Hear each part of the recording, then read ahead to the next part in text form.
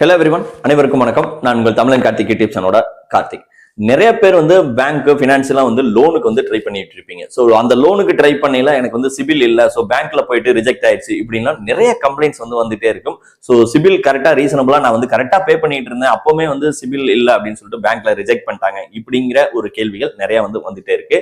So இதுக்கு ஆர்பிஐல இருந்து already ஒரு புது ரூல்ஸே சொல்லியிருந்தாங்க. ஸோ அதை யாரும் ஃபாலோ பண்றதில்ல. ஸோ நீங்க தெரிஞ்சுக்கிட்டு அதை எக்ஸிக்யூட் பண்ணுங்க, அதை ப்ராப்பரா ஃபாலோ பண்ணி உங்களோட லோன் வாங்குறதுக்கு ட்ரை பண்ணுங்க. என்ன அப்படின்னா, நீங்க ஒரு பர்சனல் லோனுக்கு பேங்க்ல ட்ரை பண்றீங்க அப்படின்னா உங்ககிட்ட சிபில் இல்லைன்னா பேங்க் அது எதனால உங்களுக்கு சிபில் அஃபெக்ட் ஆயிருக்கு, ஸோ அப்படிங்கிற ஒரு ரீசனை கரெக்டான ரீசனை பாரோவர், அதாவது நம்ம லோன் அப்ளை பண்ற பாரோவர்கிட்ட அவங்க சொல்லணும்.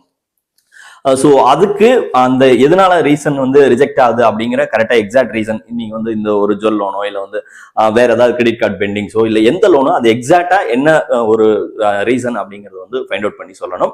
அதுக்கப்புறம் நீங்க அதுல இருந்து ரெக்டிஃபை ஆகி அதை சிபில கிளியர் பண்ணி வர்றதுக்கு 1 மந்த் டைமும் கொடுக்கணும் அப்படின்னு சொல்லியிருக்காங்க ஆர்பிஐ அனைத்து பேங்க்குக்கும் நான் பேங்கிங்க்கும். ஸோ இதனால சும்மா ரிஜெக்ட் பண்ணிட்டே இருக்கக்கூடாது அப்படின்னு சொல்லியிருக்காங்க.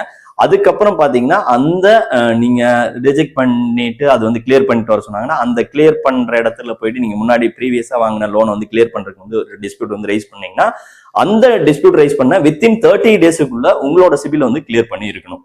ஸோ இதை மூணையும் தெரிஞ்சுங்க. அப்படி இல்லைன்னா உங்களுக்கு பெனால்டி தென் நிறைய பனிஷ்மெண்ட்லாம் இருக்கு.